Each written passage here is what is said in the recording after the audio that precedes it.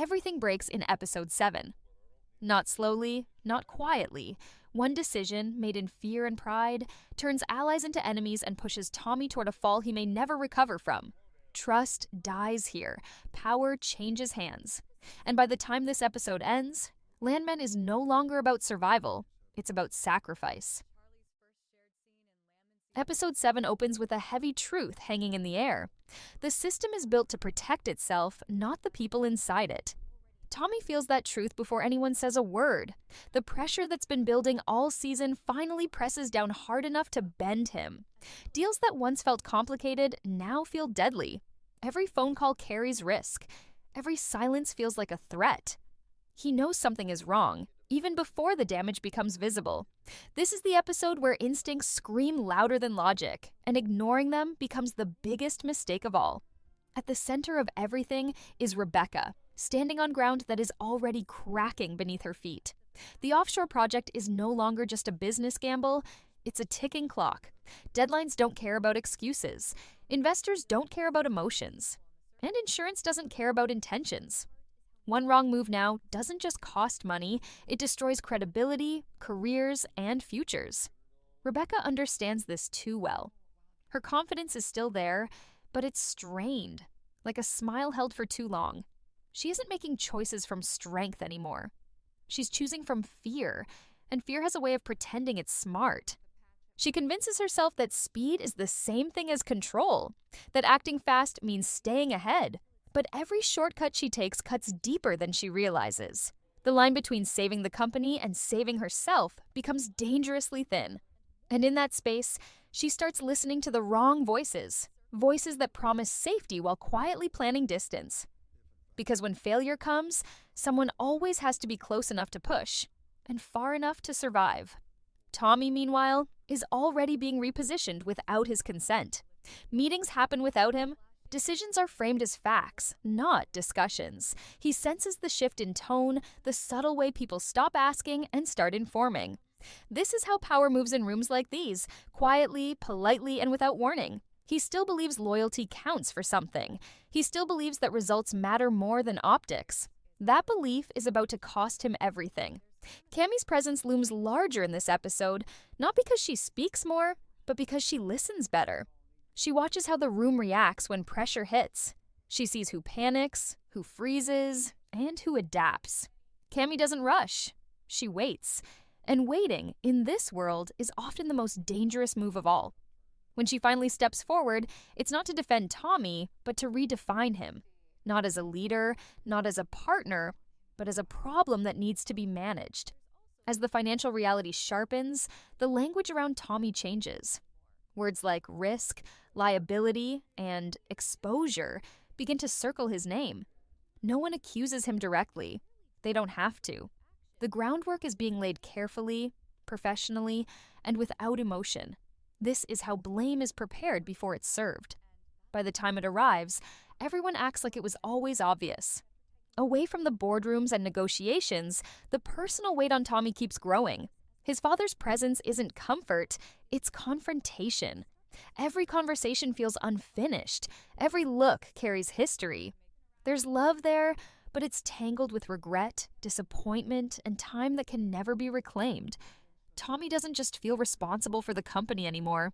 He feels responsible for holding his family together, even as both begin to slip through his fingers. Episode 7 makes one thing painfully clear. Exhaustion is not weakness, but it is vulnerability.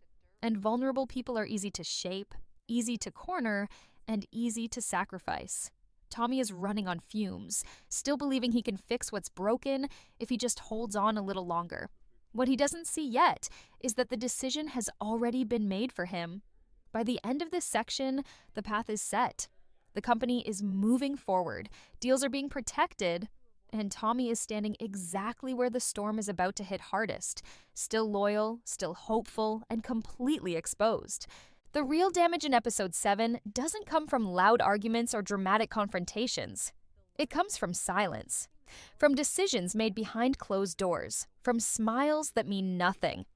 As the offshore project begins to unravel, the leadership circle tightens, and Tommy finds himself standing just outside of it. Not officially pushed out, not openly blamed, just slowly removed from the center where he once stood. This is how erasure begins in Landman. Not with betrayal, but with convenience.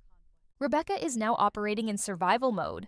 Every move she makes is about limiting fallout, not fixing the root problem. She knows the numbers no longer add up. The risk assessment she approved is flawed, and the margin for error is gone. What haunts her most is not the mistake itself, but the timing. If this collapses now, it will be remembered as her failure. And Rebecca is not someone who accepts being remembered that way, so she starts searching for insulation. Not solutions, shields. That's where Tommy's name starts circulating differently.